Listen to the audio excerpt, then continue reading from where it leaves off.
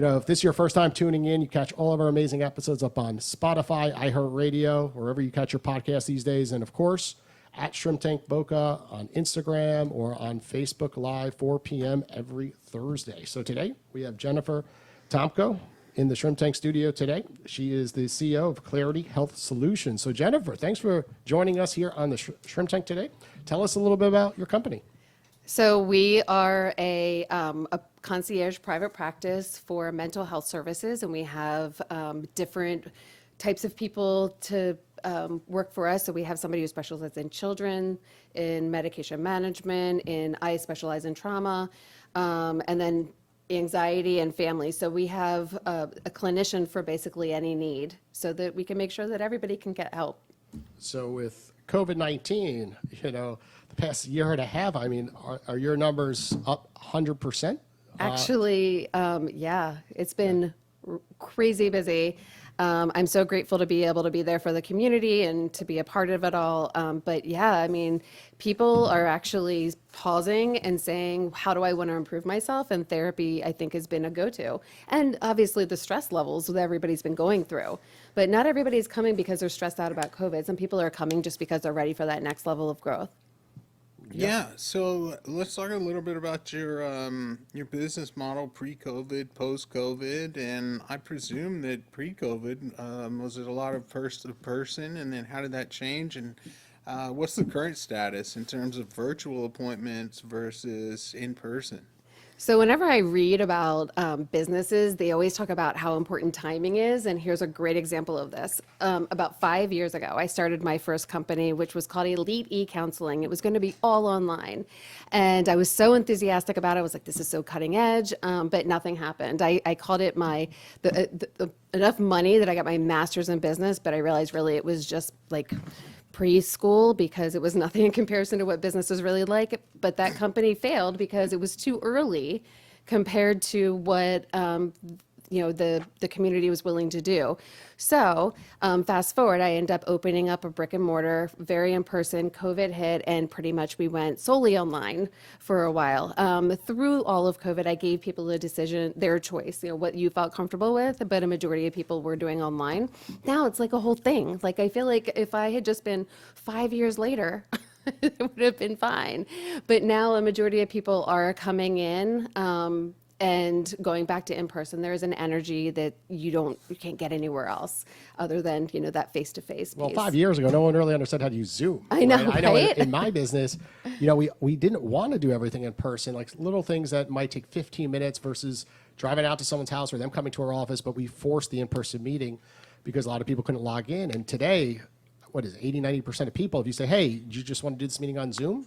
And you can knock it out. They know how to log in pretty quickly. Mm-hmm. Sometimes they don't, still run into issues.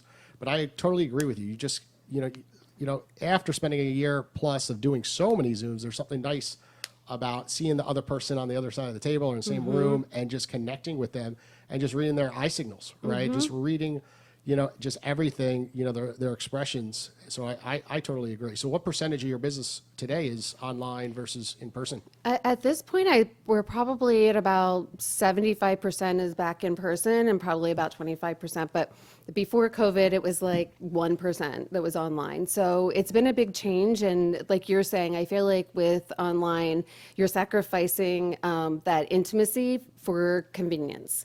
But at the same time, for some people, it's better to have the convenience because they wouldn't get any help at all, or they would just sit in it. So I think it's been a great addition to mental health. Well, yeah, I would imagine in your space, I mean, I'm sort of just speculating, but right, there's got to be people in certain areas that may or may not have access to the professional that they need. In some rural counties, I can even think of some places around the state of Florida where driving would not be as simple as running across town, right? So if those people have a high-speed connection, then it really opens the door to something that might really be needed that they otherwise really wouldn't have access to. Absolutely. I think that there are a couple really amazing things about the online thing. First of all, now you can practice anywhere in Florida instead of it just being localized to, somewhere that people can get to easily. But another thing is the fact that I have so many seniors that I'm meeting via Zoom. I had a retiree group that were like 70-year-olds on Zoom meeting as a group. Like that's kind of amazing that the pivot that's been possible for like the accessibility and connection with other people just by the fact that COVID hit. You know, it's like Yeah, that wouldn't and have happened it's, before. It's really interesting. You mentioned trying this before and timing. Timing something that,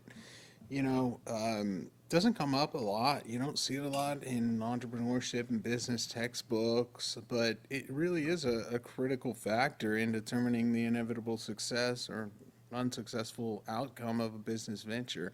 I tend to see things that are sometimes either too early, some of the stuff coming out of the laboratory, especially our machine learning and AI programs. It's like, it's impressive, it's effective, but it's kind of creepy, some of it, like how advanced it is and how, well, this can replace this doctor and this can replace this. And most patients are more like, that's not what I want my smartphone doing. I'll save that for, endlessly scrolling on IG or something. But like, I don't want to diagnose this via my, iPhone camera. Like, let me do something else, at least for now. So timing really is one of the critical factors in entrepreneurship. Yeah, even at the time, I was telling people my idea because I thought this was so great and so smart, and I kept getting this feedback of like, who's going to want to do therapy online? Like that was, and it kind of is still a little bit of win for my sales, but people really didn't want to do therapy online, but now they do. So I feel good about the fact that I have that option of both, that brick and mortar and in person or telehealth. I love those options. And where is the brick and mortar location? It's in Jupiter, Okay. right by the medical center. Okay. And when it comes to clients, do you have just Florida as a territory? I'm assuming licensing has to do with this as well, or out of state as well, because you do a lot of virtual meetings. No, wherever you're licensed, that's where you have to see your people. Okay. But Florida is so big, so it's Of helpful. course. And I'm assuming also the demographic you're going after caters, I could be wrong here, 50 to 80, let's say? No? Years old? Yeah, I mean, when you're saying there's a lot of people in Florida, there's a lot of people that demographic around here, so you're never going to run out of people to see. Yeah, I mean, I agree with that. As far as the age is concerned, it really is completely across the board. Okay, it is. Yeah, like our child specialist is super busy. I have a lot of, we call it transitional age youth, which is like 18 to 24. I have a lot of, I honestly think that it's pretty much across the board with my clients from 18 to 75. Like, Okay. there's not a bell curve in this situation, which is weird, but So it's one cool. day you decide to expand. Is it hard to pick up another state when it comes to licensing? Like, let's Not- say you want to do Georgia. Every as an state's example. hard. Every Yeah. state's different, so Sure. some are easier than others, and I don't know enough about it, but Maryland's way harder than it was in Florida. Yeah, I have similar scenarios just being in the financial service industry. Every time you want to do business in another state, it's another license, and there's different types of licenses. So before you know it, you're spending thousands of dollars on licensing fees, and it just becomes overwhelming. But today with the internet, with all the Google reviews, people could find you. So as you get, mentioned in different PR articles, and there's a specific topic that you become an expert on, all of a sudden you're getting calls from California. And good luck with California laws, right? You just opened my whole world. Why am I not licensed in California? Thank Don't you. They're all moving here. Don't worry. Or they're moving to Texas. But California is always known as a hard state to do business in, of course, and same with New York, right? Just me in the financial service industry, like New York, there's a lot of people who just will not touch it, right? And same with California. So, of course, and then lawsuits could come up, and then you're dealing with, the way you're taxed, right? That happens in business. All of a sudden, you're taking clients from California. That's true.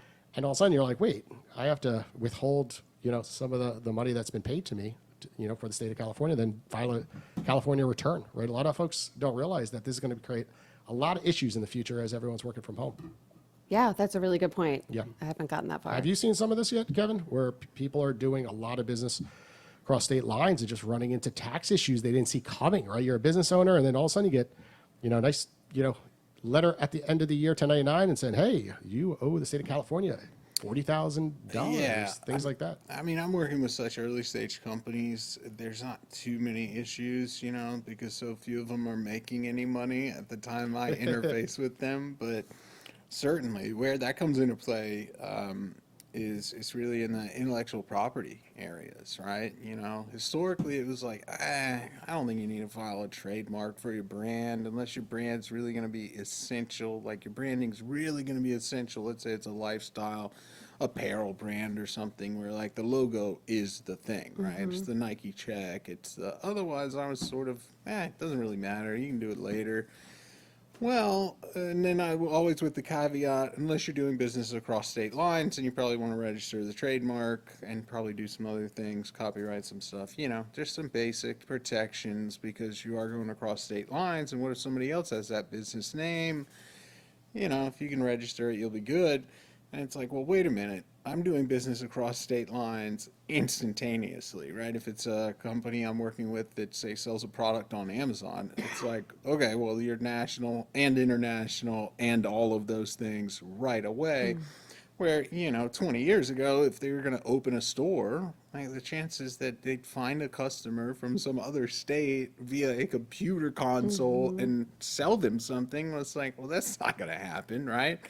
So yeah, intellectual property, things like that, it really comes into play. And as well as Jason mentioned, yeah, before you go out there and go surfing and get some clientele, don't forget about that 13% income tax right off the top in California. I looked into a couple universities out there when I was on the job search, and it was like, so where do I live? Because it's not going to be in this part of town where the university is once I calculate the income I'm going to have.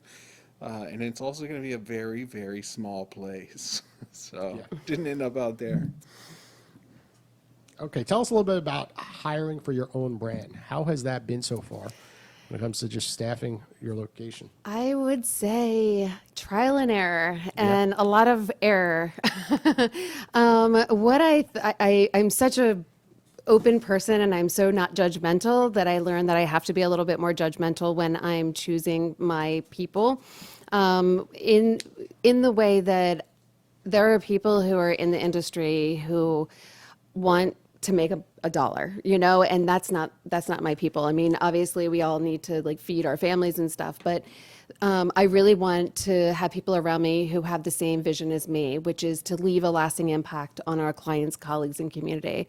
And so I want to make sure that we're doing community education, we're really genuinely care about our clients, and that we're going to, like you said, like foster our image. And our image is to have fun with therapy. It doesn't have to be so boring and mundane. You know, it's kind of cool if you're out there and you want to grow and you're like, you know, let me go figure out why I act like this, or why is my mom such a pain in the hiney. Censor, I got censored.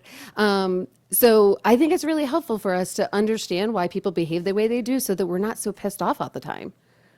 And of course, people sometimes get a little shy, you know, saying that word therapy, like, you know, even making that first phone call, I'm assuming, right? It's just like, you know, they feel they want to speak to someone, but just like getting that call, getting that energy to do it is difficult at times. And if you're doing what you're saying, it makes them feel more welcome to make the call, of course. So to that point, one of the things about my hiring practices is that I wanted to make sure that I always have somebody who answers the phone and makes you feel completely at home and like it's a friend you're talking to, so that the person feels warm, because it is hard to pick up that phone. If they're brave enough to pick it up, then I feel like we should be respectful enough to like make that a meaningful conversation.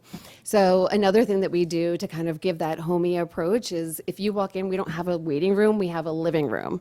And so all of the furniture is basically from houses that were staged. Every room looks a lot like almost like a den or a spare bedroom without the bed. And, you know, it's just very homey there. I love, love, love my office. That's awesome, because so often, you know, almost all these professional service offices, they're all the same. You go in, it's the mahogany wood, the magazines, the waiting room, you know, there's a secretary there, and everyone always feels so nervous, right? You get in there and you're like, okay, I'll go on my iPhone, I'll scroll a little bit, and you don't feel, you know, comfortable. And a lot of studies do show what you just mentioned is a better fit. You know, customers will come back more frequently. I've done some research on this topic for our own office. Like, I wanted our office to feel more homey as well. So, you know, I applaud you for taking that step. So we're going to take a quick commercial break to hear from one of our sponsors. When we get back, we're going to jump into our Hot or Not segment of the show.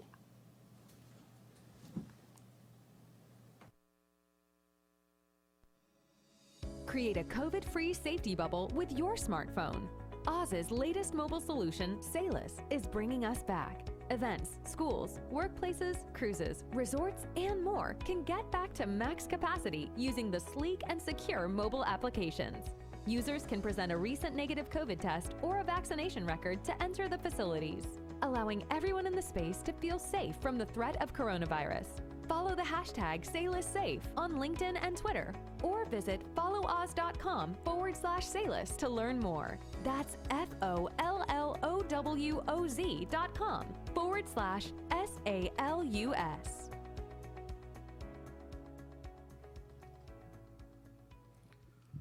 Good afternoon, everybody. Welcome back to the Shrimp Tank. As a reminder, you could catch Facebook Live. If you're listening to audio right now at Shrimp Tank Boca, and of course, our Instagram handle as well, where we do clips every single week and tons of awesome content about all of our past guests. So, Jennifer, on this segment of the show, it's called Hot or Not. We're going to jump into a subject and go into detail why you think that topic is hot or not. I'm going to let Kevin kick things off. Go for it, Kevin. Okay, so what's emerged in the industry, at least as far as I can tell from the advertising that is just on every single podcast I listen to and TV and radio and everywhere, are these massive, massive online platforms. The most notable one is BetterHelp. So are these things, I'm always cautious of these big platforms that's going to do everything, and then it's like, yeah, what about, is it really a good product? Are the people delivering the product well taken care of? Are they being taken advantage of, like the drivers and some of these other companies? So we've got a not hot. These are not hot. And I mean, according to the billions in advertising, I mean, they're the best. They're hiring in every state. You can switch at any time, but they're also a giant soulless corporation probably. So tell me about it. Talk to me about some of the issues or challenges from your perspective. Why is that not hot? Well, I will say, because I like to look at both sides, the fact that getting any help is better than none at all, I think is really important, as long as that the therapist or the person that you're speaking with isn't doing more damage. Like, you obviously have to be cautious. But the reason I say not is because the pay is very low. They pay you per word for a text message or an email to do therapy. And I feel like, if we know statistically that like 93% of our communication is nonverbal, then how can we possibly do quality care via text or via email? And I'm sure that there's some benefits to it for sure. But I personally believe in that exchange of energy and for that compassion to really come through in how I express things. Yeah. And that doesn't seem, I mean, even on the surface, like a good way to measure the metrics of the thing, right? So if you're a therapist, like, you're just going to write a whole bunch of long ass messages, right? When really you might want to be doing more probing and saying why or how or why do you think that, but instead you got to say, well, this one time I was at it, like, you got to type 1,000 words, make that money. And how do you even introduce psychoeducation to it? Like, I try to educate people of like why people get angry or why they feel like they want to like hide under the desk after they've talked to their boss. And you just can't give that level of psychoeducation via an email because you don't know how they're even perceiving the information that you're giving. And I truly believe that the more psychoeducation that we provide, the less likely that our society is going to be so divisive, because we're really all kind of thinking in a very similar way. It's just that we interpret other people's behaviors and thoughts differently than what's usually happening. We always err on the side of negative, like, oh, that person must be a jerk because they're mad. But in reality, that person's just anxious about something. Sure. Now, are all those services all email and text, or are any of them driven through, audio calls? They have different options, so you can get a different package, but Okay, they do. but Gotcha. it's still very low pay for the clinician. And I'm not knocking it, but I will say that for people who have been in the field for a long time, there's a education that has a value, a monetary value, that makes me wonder of who the clinicians are that are choosing this. I don't know. There might be fresh out of school. I mean, I don't want to say anything negative about people, but it's just not for me. It's not Does that also come back to licensing at all? Because dealing with different people from different states and then having, They get you licensed in whatever state. They'll help with the credentialing and licensing. sure. Is there any apps that are designed where you can just like go on an app and then pick someone and then connect with them instantly, for example? Yeah, I'm sure, I think that's how BetterHelp works. I'm sure they have a mobile. They have a lot of VC money. Yeah, they'll tell you what clinician's available at that time, so you can just connect with them. But you can do that with a private practice now. You don't have to go through organizations like that. You can, because of COVID, now we can connect with anybody, and we get to be more selective about the clinicians that we go to. Okay, let's jump into psychedelics. All these drugs. I keep seeing them everywhere on Instagram, and people flying to countries like Peru, and it's helping them with their depression, their anxiety, and I'm sure this comes up a lot in your practicing with marijuana, right? Everyone getting cannabis cards. So hot or not, the psychedelic drugs and marijuana drugs. I'm gonna go with kind of hot with Okay. psychedelics. I will go that way. Marijuana, I'm on the fence about, but the reason that psychedelics, part of we are all in this loop, and we have this belief system that's pretty solid. And so it's not until we change that cycle that we actually can grow. So that's part of what therapy is, right? Somebody walks in, they're like, hey, my mom's the worst. And I'm like, hey, but maybe she's thinking this, and, maybe look at it this way. And that changes that loop. So psychedelics offer that. And I think it should be done in conjunction with therapy, so you don't end up going in a negative direction, because it's easy to do too. But yeah, no, I think it's kind of cool. I think it's kind of a cool idea. Yeah, we had Zappy on our show, and he just launched, I think, with the NBA star. Who's the NBA star? Travis. Who's the guy who we just did the show with? Lamar Odom. So Lamar Odom, he did the whole show how he helped him with the psychedelic drugs, and it just came out recently. So I'm excited to watch it, of course. Anyone listening, check it out. Zappy's in Poland. He was past podcast guest here on the Shrimp Tank, and he went into great detail about all the psychedelics, and then also I think ketamine is his next venture. He's doing a lot of studies around it now. Ketamine can help a lot of people with PTSD, of course. So, Yep. okay, Kevin. Oh, we got a question from Paige. Paige, go ahead. Jen, some celebrities have recently gone public with their use of EMDR, Paris Jackson and Prince Harry. Is that just the latest celebrity craze, or is it good for average folks too? It is good for average folks. I am well versed in EMDR. It seems like voodoo, but it works splendidly. I was really skeptical until I did it myself, but basically the closest thing that I can come to explaining what it is, first of all, I'll tell you what the acronym means. It's eye movement desensitization and reprocessing. And so basically any of our insecurities that we have, like I'm not good enough or whatever, you feel anxious about even coming, and doing public speaking things, that if you're worried about something, that you can actually hone in on that negative belief, use EMDR, and it desensitizes the negative belief, and then you insert something positive, like, no, I trust that I'm going to do great. And then you leave feeling better. I use this probably with clients, I would say on an average day with 60% of my clients. But it's based on what they want to do. And I have to tell you, it's amazing if anybody wants any free samples. But it's a technique that's really amazing. So yeah, it has been really sexy recently, the EMDR thing, and it should be, because it's overdue to get the praise that it deserves. Cool. Well, let's talk a little bit about, divorce, domestic violence.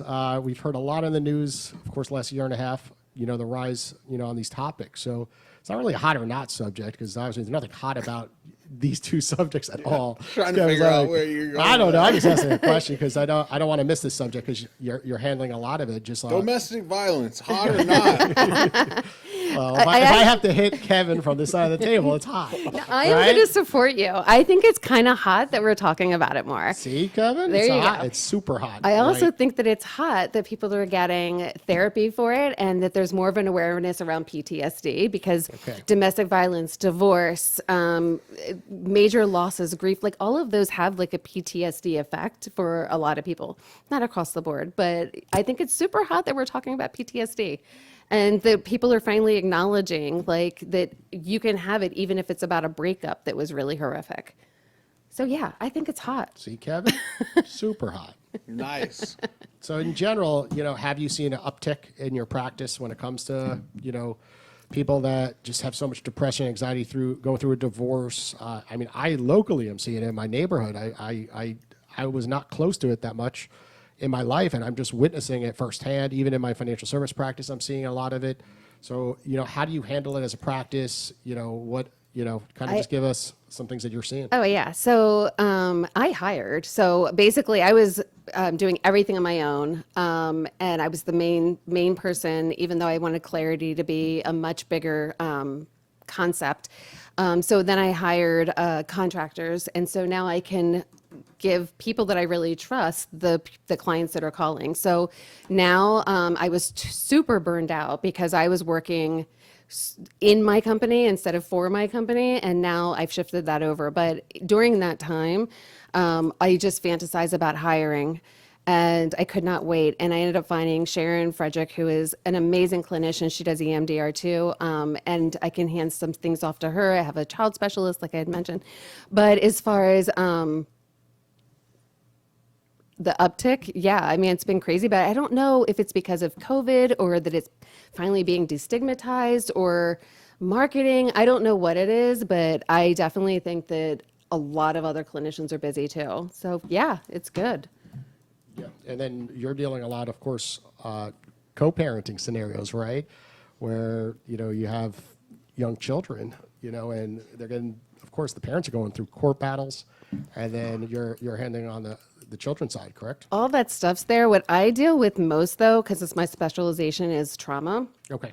So I have a lot of first responders. I have 9/11 retirees that are down here that are still getting help. I have police officers and paramedics. Like, this is kind of my specialty. So I have such a special place in my heart for them. So yeah, we work with all that stuff, but I probably spend, I would probably say that 60% of my caseload personally right now are first responders. Wow. Or PTSD related stuff. Interesting. So It's amazing. I'm so I know a grateful. lot of people up in New York, FDNY. So when I was in the financial service business up there, I would actually do a lot of seminars with members, did a lot of work with their convention. So I know a lot about that topic. And unfortunately, I had to see the bad side of 9/11 scenarios, come into play with different cancers and, Yeah. just households that, went through everything, from death as well as other subjects. Oh, we have a guest question from the audience. Go ahead. All right. So, for therapists in private practice, is it hard or not to accept insurance? Both. But for my practice, my business model does not take insurance. And the reason being, and I know that this is a barrier for people sometimes, but two things. First, taking insurance means that I'm going to get a lot less money for my same hour. I'm only going to get 45 minutes with my client. I have to report back to the insurance company about what my plan is, whether I feel like it's being effective, and then I am supposed to use that other 15 minutes for documentation. So, and it never worked out that way because you're chasing your money if you ever get it, and then they can ask you for your money back. So the whole thing's very complicated. But for me, I don't do insurance at all. So I get my full 60 minutes. My insurance, I don't have to worry about jumping through hoops. I can actually educate and do clinical work my way, and I don't have to report to anybody about it. And so I feel like it offers me the opportunity to be more creative about my process and more involved with my clients. Because I feel like if I have to see, I see one client right now, and I would have to see 4 clients to make the same amount of money in that time. And I feel bad for the insurance people because they are probably getting really burned out. And, I feel like I'm missing out on the essence of what clarity is supposed to be representing, which is that connection with the people. And I don't want to be burned out. It's not even good, example to set. Yeah, there's nothing fun about insurance today. I mean, it is a mess. I remember when I had my firstborn, then my second. It was just like, I was like, why is this so complex? Like, you just get random bills left and right. Then my wife had a surgery last year. It's like bills come a year later, and then you do a test here or there within the hospital, and it's separate bills, in network, out of network. It is a disaster for sure. Yes, it is. We're going to take a quick commercial break to hear from one of our sponsors. When we get back, we're going to jump to our future focus segment. Look, you heard it here, even from our guests today. Hiring is a challenge for any company. If you've had to cancel in-person career fairs due to the coronavirus restrictions, or you're looking for ways to reach more qualified candidates, it's time to speak to the virtual hiring event professionals at Premier Virtual. The best-in-class virtual event platform has powered over 1,500 events. They have the experience and proven results to ensure your next career fair is a success. Visit premiervirtual.com or call 561-717-9717. Premier Virtual, the future-focused virtual event platform. Hey, everybody, welcome back to the Shrimp Tank. So, Jennifer, what is your trick when it comes to hiring? You said earlier you now love focusing on your business and not as much in the business. So what's your trick? How did you outsource to get to, I think you have 4 contractors, 2 employees. Like, what's the trick to getting them, part of your organization, but also keeping them, right? We have so many guests that this is the hardest part of running a business because anyone can hire, but to keep them, it means you got to be a good leader, right? Oh so my what's gosh. your trick? It really has been a nightmare.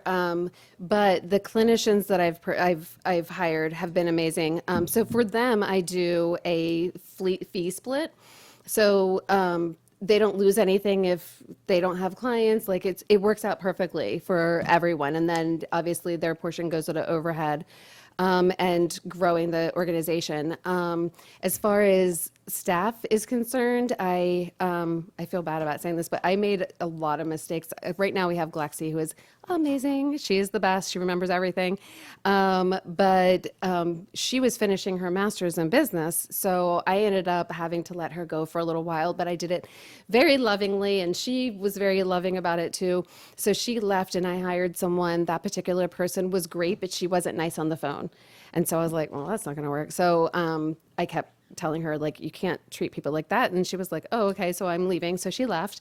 And then I hired somebody else who was there for a couple of weeks and basically a temp. And then I hired somebody else who couldn't remember anything. And so anyway, long story short, Glexi is back and I am going to hold on to her so tight.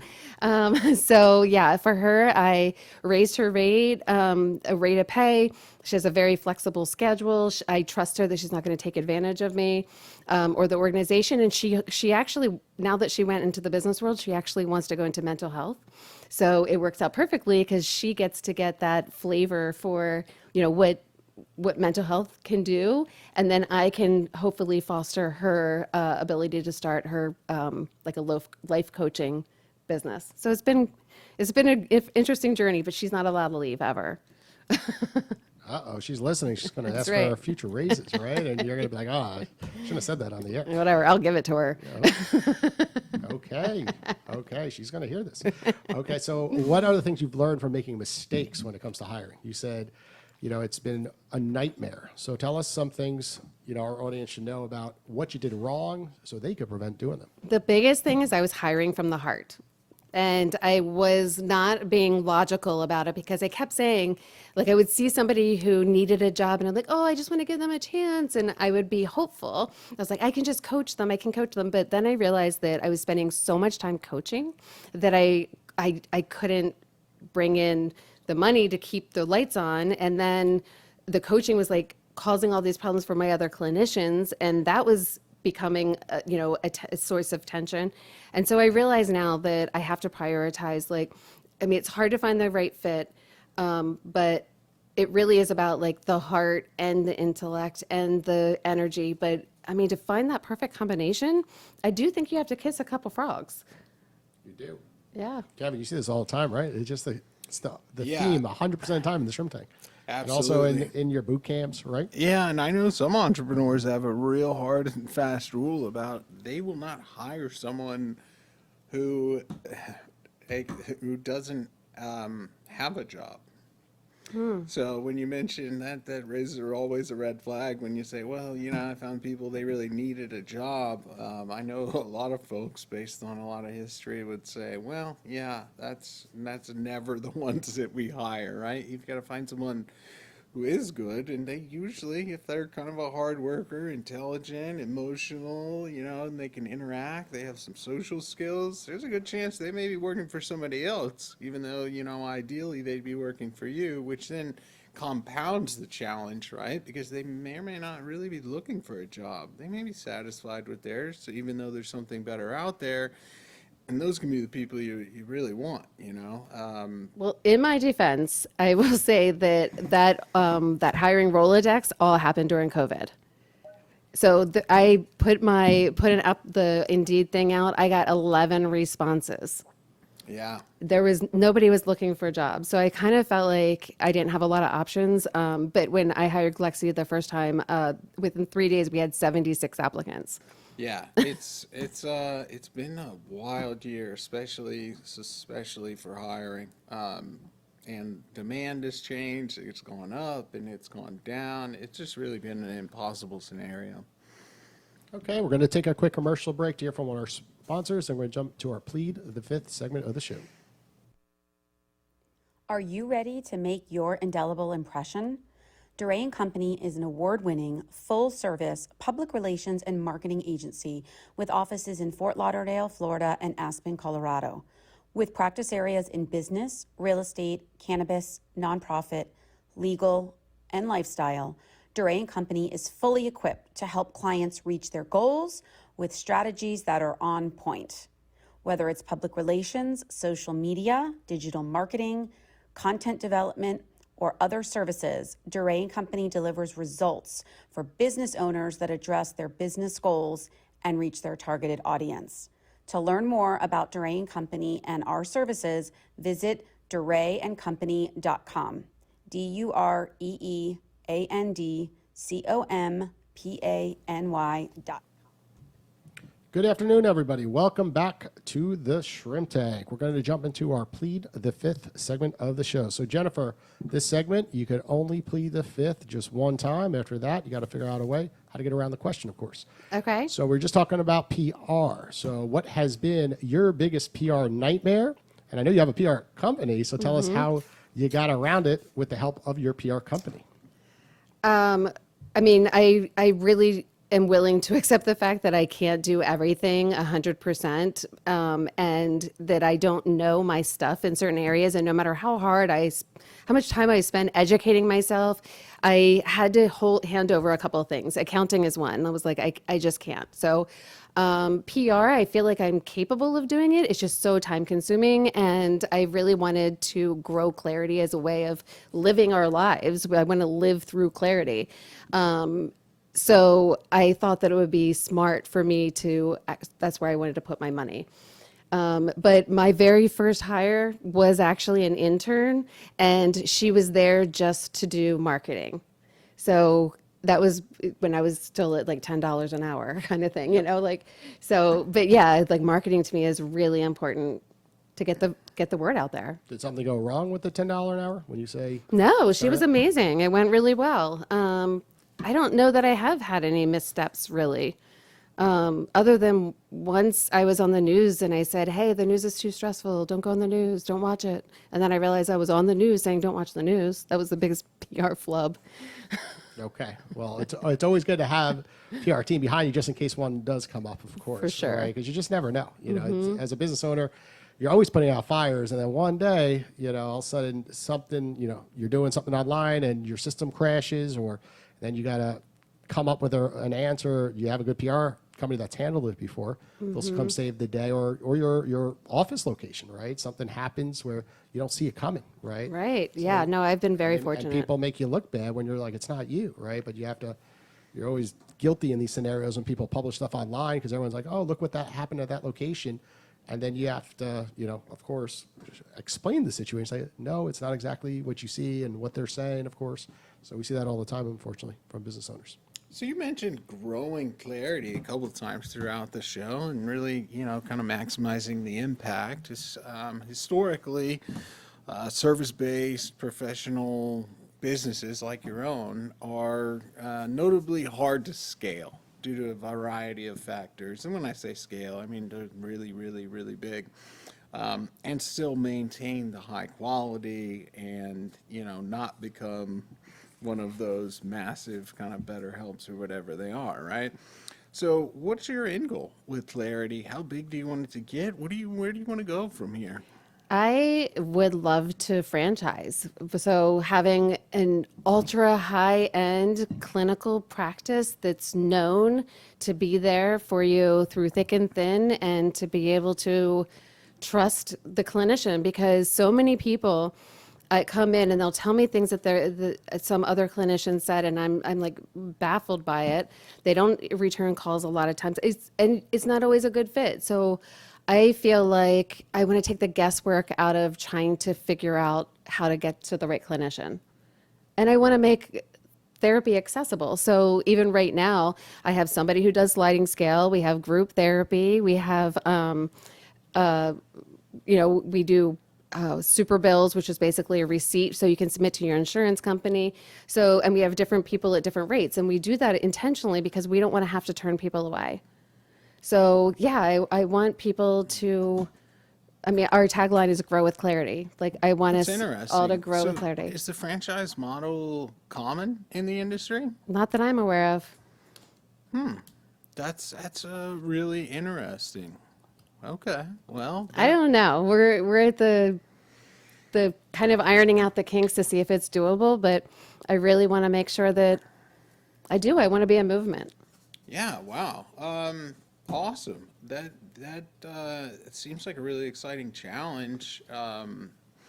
Typically in the franchising space for a new concept, you'd need 2 or 3 kind of locations. Then you button up your franchise disclosure documents, FDDs, big pain. You have to talk to that accountant you reference and make sure they're ready for all of that. But other than that, I don't see why there'd be any constraint. If you can prove it, at least in a couple locations, and maybe even those become the first franchisees, close partners or trusted colleagues who will do a really good job. You kind of stack the deck, on those first few just to really make sure. And obviously, though, it can be a way to rapidly expand. That's kind of the balance that we talk to business owners every weekend here about is, I want to expand fast, but maintain the quality. And Absolutely. it's, if they don't own it per se, or if it's more just, as you referenced, some of the people you tried to hire, it's just mostly only about income. Those aren't probably the right franchisees for you, but at the same time, it has those advantages of clarity being everywhere quickly. You can get somebody else to kind of provide the capital, right, to get set up as their own business, which is really great. You've already designed it, and it's plug and play in, on the west coast of Florida or wherever. Thank you. That's encouraging, because in my head it feels like a fantasy, but I love that you just encouraged me. Thank you. Oh, absolutely. Yeah, we see it'll be a challenge, but hey, anything worth doing is typically. True. We are running good odds here. Every time Kevin's in this studio, the guest usually grows by like 300% in a year or two, right? What are our odds, right? Well, this is a good day for you to come in with me. Thank you. Oh, yeah. I'll roll the dice. Okay, I got to make her plead the fifth. And getting back to the segment. All right. So earlier in the show, you said, you try to launch, the online business, and it was a loss. It was too early to go after that segment. So how much money did you lose? In the world of business, it probably doesn't seem like that big of a deal, but it like totally drained my finances after we moved down to Florida. But I put about 20 grand into it. Oh, that's not bad. No, I know. And nobody else thinks that. I think it's a thought we were lot. going to say hundreds of thousands of dollars. No, That's nothing. It was That's a big deal to that's me. That's a therapy bill, right? That's a lawyer bill to putting some business agreements together. Yeah, that's not too bad. Just chalk that up as a learning write-off. expense. Yeah. Learning Learning expense. Yes, it was. It's like a couple years of grad school in online, providing services. So, and I'm sure you learned something along the way that you could quickly apply last year when the scenario came to reality as well. Yeah, definitely have used it. Okay, you got a tattoo, I see, that I says do. clarity. So, Kevin, when you keep saying she says clarity a lot, well, she really means it. She got a tattoo. So I'm trying to think, when did you get this tattoo? I'm trying to drum up a plead the fifth question. I know. based See, on I'm this too open tattoo. book. Yeah. When did you get this tattoo? I got it about 6 years ago, and my whole idea around clarity is that we have all these things in our lives that like block our view of our ultimate goals. And I call these pollutants, like other people's opinions or bad decision making, whatever it is. And so the reason I have a tattoo is it reminds me to just stay on track and not get distracted by, things like this, anything that's shiny, like I try really hard to not, it's just a reminder. And I really believe in that. Like we all do that. We have toxic people or things in our lives all the time, and we have to be really conscious about getting rid of them. Yeah, that's a bold statement, and it's not in a hidden place. I keep all my tattoos in places where you wouldn't see them, at least while I'm at work. So is And that- if now I was you're gonna working plead in the a fifth? place where you could see them, then they wouldn't mind. So. We should make. How much would we have to pay Kevin?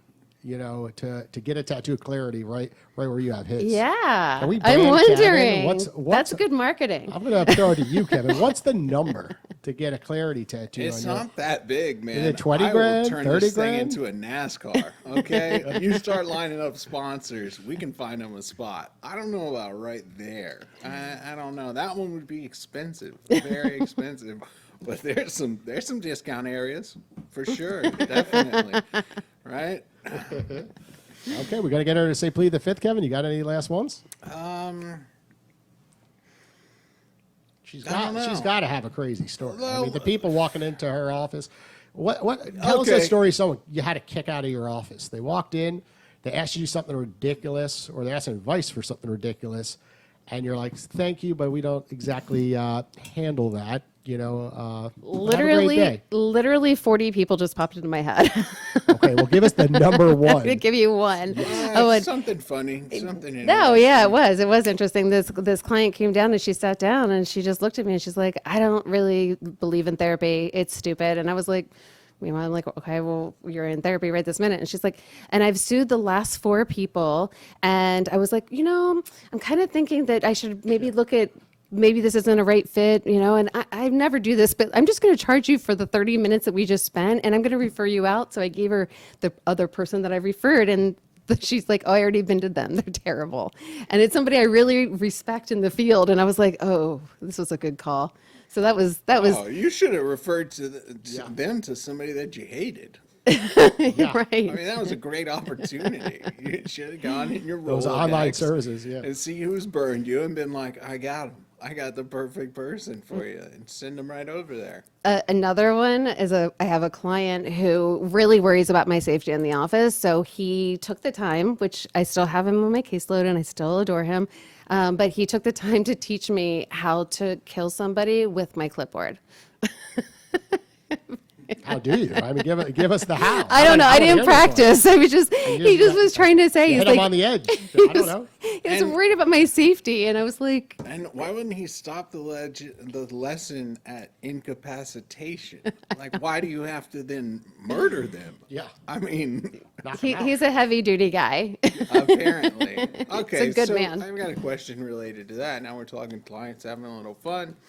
Like the TV shows and dumb movie plots on bad channels. You ever have to notify the police after a session with one of you because they told you about a future crime or, like all these shows and whatever. I have done that a few times. I've definitely had to call the police a couple times. I was sharing the story just prior to this where one of my clients told me that she was going to drive to her friend's house, park a street over, go in, kill her, and then come back out and then drive off a cliff.